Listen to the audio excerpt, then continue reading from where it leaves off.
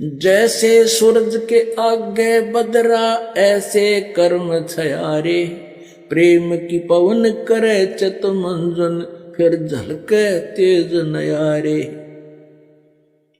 जैसे सूरज के आगे बादल ऐसे कर्म छयारे, जैसे सूर्य के सामने काले काले घोर बादल छा जाते हैं, उसका प्रकाश धीमा पड़ जाता है, ऐसे आप आत्मा और परमात्मा के बीच में हमारे पाप कर्मों के बादल छाए हैं। क्या बताया है कि जैसे सूरज के आगे बदरा ऐसे कर्म छयारे, प्रेम की पवन कर चतुमंजन फिर झलक तेज नयारे। अपन आत्माओं, आपने उपदेश भी ले लिया, आप जाप शुरू करो सच्चे दिल से मर्यादा में रहकर।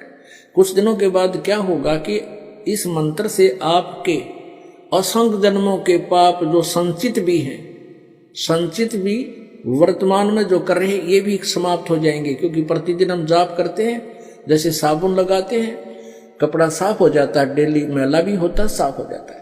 और पहले के कपड़े मैले रखे हुए भी साफ कर लेंगे, साबुन मिल गया, तेल मिल गया, सारी व्यवस्था मिल गई हमारी। तो पहले के संचित और प्रारब्ध और क्रियमान, इन तीनों कर्मों का इस सतनाम के जाप से नाश होगा। कैसे होगा? कि जब आपके पाप कुछ कम हो जाएंगे, इस लगे रहोगे। जैसे कि आपने देखा हो, ये मोटर मैकेनिक होया करें, उनके कपड़े इतने मैले हो जाते हैं, उनके कलर का नहीं पता ये कौन से कलर का है। और फिर उसको कोई साफ करने लगे तो 2, 4, 10 बार साबुन लाने से तो उसका थोड़ा थोड़ा सा मैल और वो कपड़ा दिखने लगेगा, ये कपड़ा भी है कि मैं औरत अड़ंगा है। और फिर उसको बार बार फिर धोएंगे, साफ करेंगे, तो धीरे धीरे साबुन से ना होगा तो पेट्रोल से ड्राई क्लीन करेंगे तो वो कपड़ा साफ होगा। तो ऐसे ही पुण्यात्माओं, हमने कहते हैं योगन योगन की वासना हुई इकट्ठी आने, निर्मल कैसे होवेगा तेरे सतगुरु लगे ना काने। युगन युगन की वासना, युगों युगों के इतने पाप कर्म हो गए इकट्ठे आने, और निर्मल कैसे होगा कोई सतगुरु तत्वदर्शी संत परम संत तुझे मिला नहीं, वो सतगुरु लगे नहीं कान, यानी उनके वचन सुनने को नहीं मिले। और जब आपके हृदय में फिर कुछ दिनों के बाद क्या होगा, आपके हृदय में एक ऐसी पवित्र प्रेम उत्पन्न होगा भगवान के प्रति। पहली बार तो आप सत्संग सुनते हो, 2-4 बार तो ये ज्ञान सुनने को भी अच्छा नहीं लगता।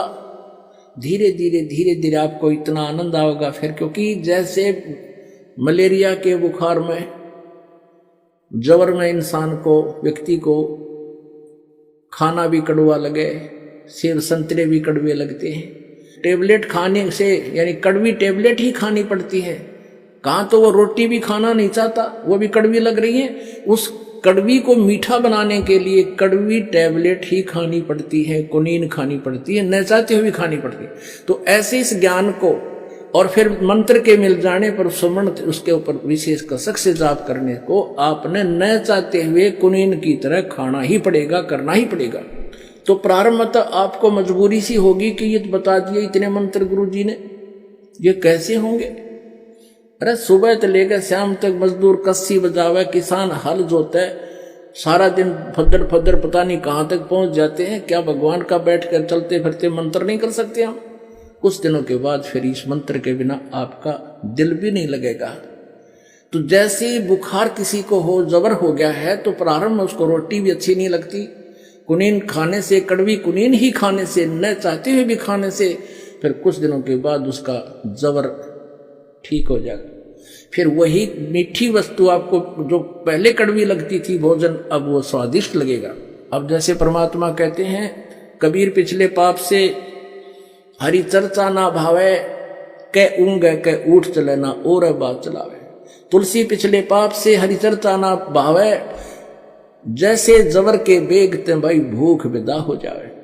तो ऐसे आत्मा के ऊपर पाप कर्मों का जबर हो गया, और इस जबर का नाश करने के लिए ये कड़वी टेबलेट, ये सत्संग वचन जो आज तक आपने सुने नहीं, एक बार तो बिंद के आदमी इस ज्ञान को सुनकर, एक बार तो ऐसा है जैसे जीभ के ऊपर कुनीन रख दी, ये बताते हैं ब्रह्मा विष्णु महेश से ऊपर कोई और शक्ति है, लेकिन इस कुनीन को आपने खाना चाहिए, इस तत्व ज्ञान को सुनते रहना चाहिए। फिर क्या होगा, कुछ दिनों के बाद ये मंत्र आपको दिया जाता है, तो कुछ दिन तो भक्त आते हैं, शिकायत प्रार्थना करते हैं कि सतनाम चलता नहीं, ज्यादा नहीं होता। कुछ दिनों के बाद आप इसको चलाते रहो धक्का सा करके कुछ दिन, फिर अपने आप चलेगा, आपको बहुत आनंद आएगा। फिर आपकी आंखों में आंसू आने शुरू हो जाएंगे, भगवान की जरा सी भी चर्चा होगी। तो क्या बताते हैं, युगन युगन की वासना हुई इकट्ठी आने, निर्मल कैसे होएगा तेरे कोई संत लगे ना कान।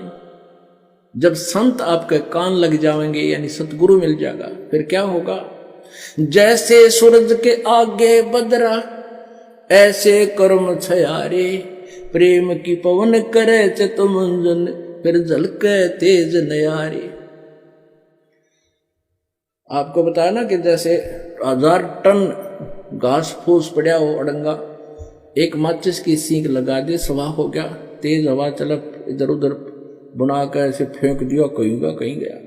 तो क्या बताते हैं कि असंख्य जन्मों की वासनाएं तुम्हारे पाप कर्मों को परम संत से प्राप्त उस सतनाम के मंत्र से सभा कर दिया जाएगा, और फिर प्रेम की पवन करे चितमंजन झलके तेज नयारे।